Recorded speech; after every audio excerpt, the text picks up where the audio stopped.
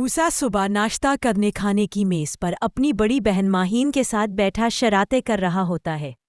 اس کی بہن ماہین موسیٰ سے پوچھتی ہے، بھائی جان آپ نے کھانا شروع کرنے سے پہلے بسم اللہ پڑھنی ہے۔ لیکن موسیٰ اس کی بات نہیں مانتا اور کھانے کی طرف اپنا ہاتھ بڑھاتا ہے۔ اس کی بہن ماہین اس کا ہاتھ روکتی ہے کہ پہلے بسم اللہ پڑھو، لیکن وہ بسم اللہ پڑھے بغیر کھانا شروع کر دیتا ہے۔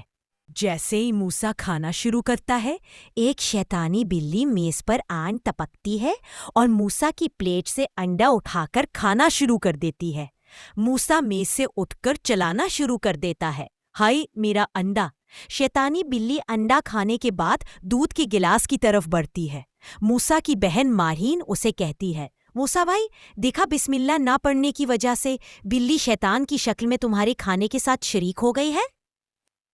موسیٰ اپنی بہن ماہین سے معافی مانگتا ہے اور بسم اللہ و علی برکت اللہ پڑھ کر دوبارہ کھانا شروع کرتا ہے۔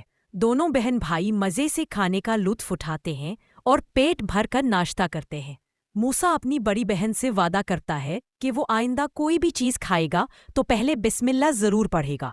اس کی بہن ماہین اسے بتاتی ہے، اگر ہم کھانے سے بسم اللہ پڑھنا بھول جائیں تو اللہ تعالیٰ کی طرف سے ہمارے کھانے سے برکت اٹھا لی جاتی ہے اور دوسرا شیطان ہمارے ساتھ کھانے میں شریک ہو جاتا ہے، جیسا کہ وہ شیطانی بلی۔